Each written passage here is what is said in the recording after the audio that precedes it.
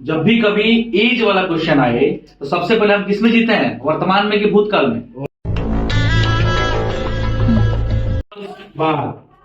Jacob की आयु उसके पुत्र की आयु से 3 गुनी हो जाएगी। कभी भी वर्ड प्रॉब्लम का क्वेश्चन बनाना है। ये कौन सा क्वेश्चन है?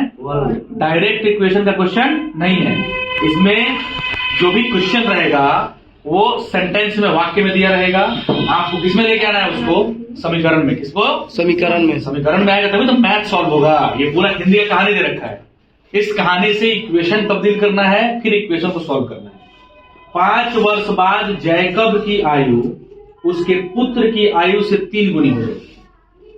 जब भी कभी एज वाला क्वेश्चन आए तो सबसे पहले हम किसमें जीते हैं, वर्तमान में कि भूतकाल में? वर्तमान। वर्तमान का नाम लेंगे। सबसे पहले वर्तमान उम्र की बात करेंगे। मान लेंगे, माना जैकब की वर्तमान आयु।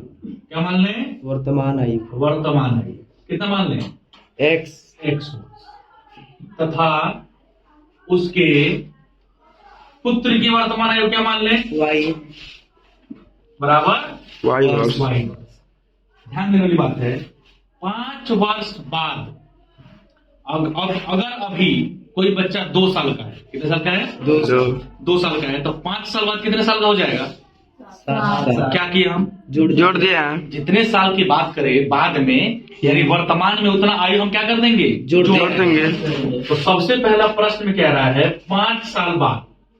तो जैकब अभी वर्तमान में कितनी है? x। तो 5 साल बाद कितनी हो जाएगी? x + 5 इज इक्वल्स टू, कह रहा है उसके पुत्र की आयु से 3 गुनी हो जाएगी।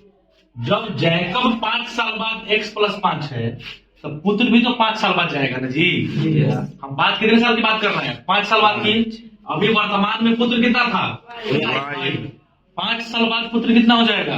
3 y + 5। कंडीशन ये है कि जो जैकब है 5 साल बाद इस आयु की कितनी हो जा रही है? कितनी? 3। कितनी? 3 गुनी। तो क्या हम इसमें 3 से गुणा कर दें? हमारे पास नहीं है क्या समीकरण? एक फिर समझिए, जैकब की वर्तमान आयु कितनी थी? हम 5 साल बाद बात करेंगे तो जैकब भी 5 साल बाद बड़ी हो जाएगी और उसका पुत्र भी तो 5 साल बाद जाएगा ना। आखिर सिर्फ जैकब की आयु बढ़ जाएगी और पुत्र वहीं रह जाएगा?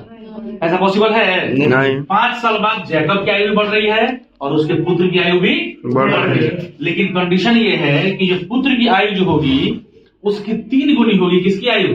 जैकब। तो x + 5 बराबर 3 गुनी जैकब की आयु, उसके पुत्र की आयु। आगे समझ में?